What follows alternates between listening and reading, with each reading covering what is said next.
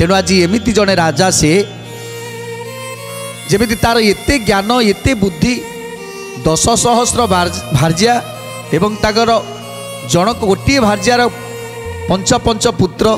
तेणु से 5 पुत्रकर गोटे गोटे पुत्र 5 नाती 5 नातुणी तेणु एते संख्यार आज तांकर संसार आज से संसार को आज बढ़ई देइछंती जेमिति 2 लाख योजन रे तांकर से विस्तारित होईछि से अंचल 14 क्षौणी बल अचलाचल संपत्ति कुबेर मंक भली संपत्ति एते धन रत्न मान अच्छी एते सैन्य सामंत माने अछंती जे जाकू कलना भी करी हबनी एसन प्रकार केते दिन बही गला समदंड घेनी दिने मृगया को गला गोविंद माधव कृष्ण श्रीमधुसूदन गोविंद माधव कृष्ण श्रीमधुसूदन पात्र मंत्री अमानत्य गमती संगरे निजग माने धामती अस्त्र धरी करे निजग माने धामती अस्त्र धरी करे निजग माने धामती अस्त्र धरी करे रति महारथी आउ अप्रमित गज राजार विजय देखी सर्वे हेले सज राजार विजय देखी सर्वे हेले सज राजार विजय देखी सर्वे हेले सज सारावती नगर राजा संबरासुर आज कौन करुछंती ना मृगया को जाउछंती सैन्य सामंत मानकु धरी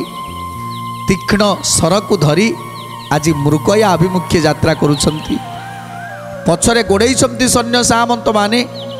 एमिति पछरे जाउछंती घोड़ारे बसी सैन्य सामंत माने जाउछंती आगरे जाउछंती संबरासुर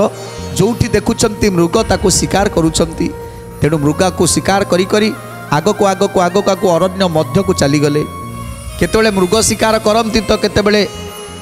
बारा शिकार करंती तो केतेबेले हस्ती बाघ भालू ये समस्त को शिकार करंती किंतु सेदिन सैन्य सामंत मानक सह जाइछंती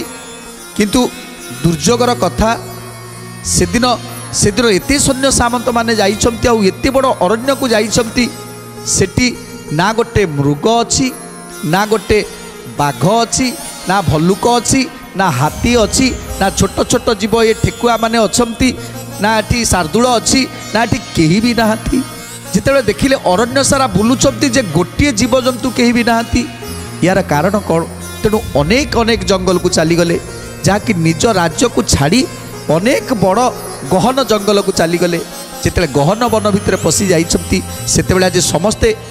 आज क्षुधा तृषारे मोहित हो जाइछंती समस्त को भोक लगुच समस्त को शोष लगुच कौन करेंगे तेणु राजा को कहते हे महाराज बहुत जोर शोष लगिला बहुत जोर भोक लगिला तेणु आम सही पारुनु कौन करूँ तेणु एवं कौन करुँच संबर